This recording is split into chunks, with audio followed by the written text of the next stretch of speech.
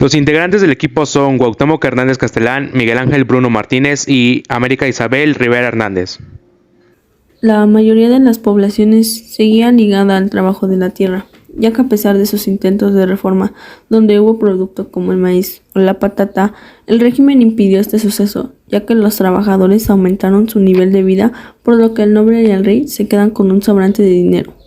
La estructura social se dificultaba más, ya que se dificultaba más el fomento económico del país, ya que esta era evidente para las autoridades del absolutismo ilustrado. Objetivo que no era subvertir el orden estamental, sino limar los inconvenientes que él mismo había creado con el espacio del tiempo. Las clases urbanas, personas principales, eran grandes comerciantes que abastecían las ciudades y la corte.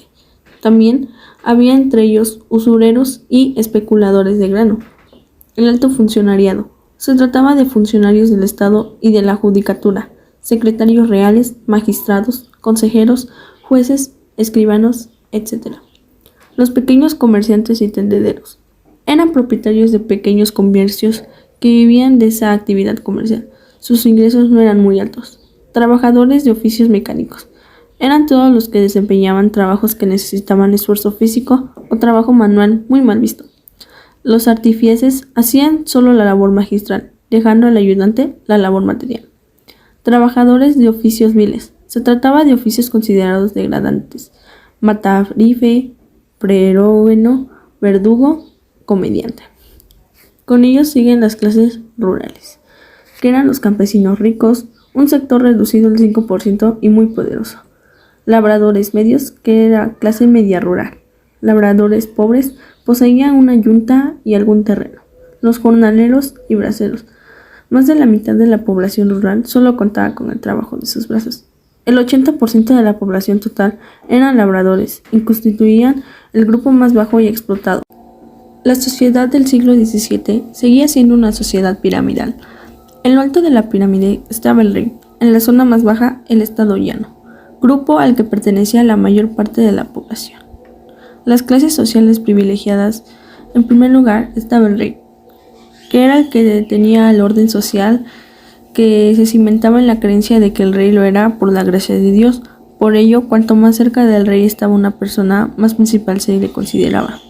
Después siguen los grandes de España. Era un grupo reducido formado por los duques y algunas familias de más alto rango. Gozaban de privilegios en el trato con el rey, poseían extensos territorios y controlaban el poder político.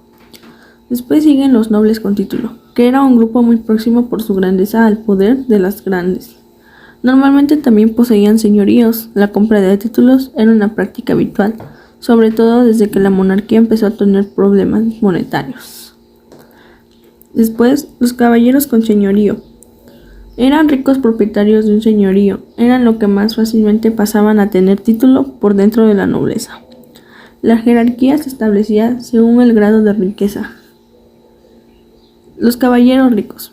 Los caballeros eran hidalgos que gracias a su riqueza habrían logrado elevarse socialmente. Sus posesiones trabajadas por jornaleros o arrendadas a campesinos no constituían un señorío, por lo que se beneficiaban solo de arrendamientos o de la venta de productos agropecuarios. Los hidalgos y escuderos constituían el testamento más bajo de la escala nobiliaria. No poseían títulos, pero en cambio conservaban algunos privilegios nobiliarios como la exención de impuestos y el estado llano. Frente a la nobleza y el clero eran las clases privilegiadas que disfrutaban de diversas prerrogativas sociales. Se encontraba lo que se conocía como estado general o estado llano. Habían grandes diferencias entre los componentes de este estado, que se derivan su mayor o menor riqueza. Se distinguían por un lado las clases urbanas, que fluctuaban entre la burguesía comercial y financiera y los trabajadores manufactureros del taller. Territorios conquistados por el Imperio Español. En América, Virreinato de Nueva España, 1535-1821, que comprendía los territorios del actual México y parte de Estados Unidos. California, Nuevo México, Arizona, Texas, Nevada, Florida, Luisiana y parte de Colorado. También Kansas y Oklahoma. Alaska y el territorio de Yukon, así como las Antillas, y los territorios actuales de Guatemala, Nicaragua, El Salvador, Belice, Honduras y Costa Rica. El Virreinato de Perú, 1542-1824, que abarca los actuales territorios de Perú, Colombia, Argentina, Ecuador, Panamá, Chile, Bolivia, Paraguay, Uruguay, los Galápagos, parte de Brasil y de Venezuela. Sin embargo, su territorio se vio disminuido a partir del siglo XVII, con el surgimiento de dos nuevos virreinatos sudamericanos. Granda, 1739-1819. Controlaba los territorios de actuales que eran Panamá, Colombia, Ecuador, Venezuela, Islas Galápagos y norte de Brasil y oeste de Guayana. Virreinato de Río de Plata, 1776-1811.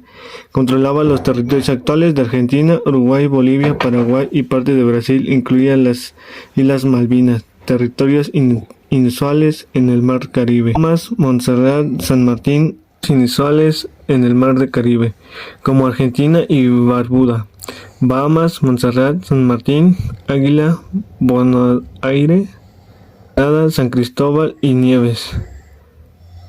En Asia, los capitales generales de Filipinas, 1565-1898, abarcaba las Filipinas y distintos territorios de las Indias Orientales, Brunei, Papua Occidental, el norte de Taiwán, partes de Indonesia, China, Japón, Malasia, partes de la India, Anjeiva, Timor Oriental y Ceilán, Golfo Pérsico, los territorios de Mascate, Omán y Irán, las Islas Canarias, los territorios actuales de Angola, Cabo Verde, Somalia, Guinea-Bissau, tensiones en la actual de Marruecos, incluido en el Sahara, territorios luego concedidos al Imperio Otomano, la España peninsular y las Islas Baleares, Portugal y los territorios del Imperio Portugués debido a la unión de dos de los reinos, 1580-1640.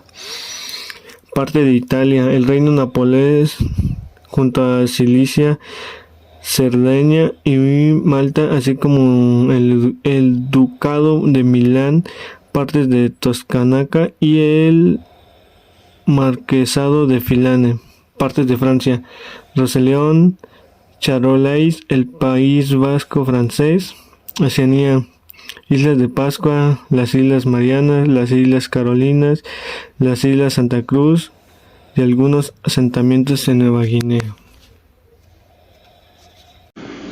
Bueno, en cuanto a la colonización de África por parte de España, tenemos que en un principio España no estaba tan centrado en colonizarla, porque primero, digamos, tenía el interés en el continente americano.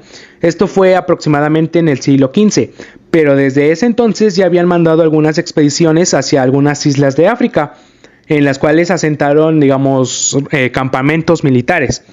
Pasados los siglos, en el siglo XIX, su interés por África, digamos, creció de nuevo. Así, de esta manera, comenzaron a enviar espías a este continente. El primero fue Domingo Badía, que era un erudito arabista, que en 1803, con las órdenes del señor Manuel Godoy, que era el primer secretario del rey Carlos IV de España, le dijo que iniciara un viaje hacia este continente y recorrió algunas regiones como Marruecos, Argelia, Libia, Egipto. Su misión principal era recabar información sobre este, y así lo hizo. Todo lo detalló en un libro en donde ponía observaciones sobre su geografía, la botánica, la zoología, la geología, la meteorología e incluso la forma de vivir de sus habitantes. Todo lo detalló en su libro y lo publicó posteriormente en París y su país España. Años después regresó también en 1818 hacia Damasco, pero en ese lugar fue envenenado, dando fin, digamos, a su travesía. Después mandaron a un aventurero francés, el cual era René Caillet. Se hizo pasar por un egipcio que atravesaba el desierto del Sahara. Su viaje se prolongó 3 años. Duró de 1827 a 1830. Él fue el primer hombre que llegó a la ciudad santa musulmana de Tombuctú. El primer hombre que pudo regresar para contarlo. También años después mandaron al marino José Moros, que bueno, era un catedrático de náutica y socio de la Real Sociedad Económica de Amigos del País, de Valencia. Él recorrió los golfos de Guinea y visitó la isla de Annobón, que está en la actual Guinea Ecuatorial. Cuando los británicos se enteraron de esto, en 1840 atacaron y quemaron dependencias y factorías españolas en las islas de Annobón y Corisco, y se instalaron en la isla de Fernando Po, tras lo cual en 1841 el gobierno británico le hizo una oferta formal de compra de esa isla al gobierno español, pero cuando los españoles se enteraron lo tomaron como una gran ofensa. Así, de esta manera, expulsaron a los británicos de su isla y retomaron el control y pusieron, digamos, un distintivo de su país que daba a entender que era suyo y que ya no podían conquistarlo. Durante los viajes de estos expedicionistas le metían la idea a la gente de que España era un país bueno que solo los venía a ayudar. Les decía que quería ayudarlos porque en ese entonces, bueno, África sufría algunas malas condiciones como la hambruna, la pobreza, la falta de recursos, sequías, y España supuestamente tenía la intención de beneficiarla, ayudarla, pero la realidad era no. Su objetivo de ellos era, digamos, meter esta idea a los africanos para que fuera un poco más fácil colonizarlos y no se basara tanto en la guerra.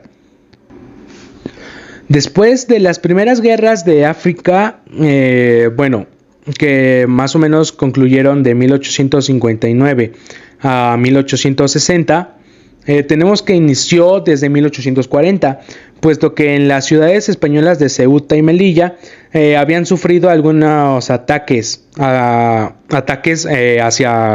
las tropas españolas, y esto lo vieron como una gran ofensa e iniciaron incursiones de represalia, pero el sultanato de Marruecos mantenía una postura ambigua sobre la piratería marina con base en el territorio marroquí, dándole así, digamos, un pretexto a España para comenzar su conquista, puesto que ellos decían que como Marruecos no quiso hacer nada, su intención ya era en comenzar la guerra. Esta guerra duró varios años, tanto España como Marruecos perdieron miles de soldados, recursos.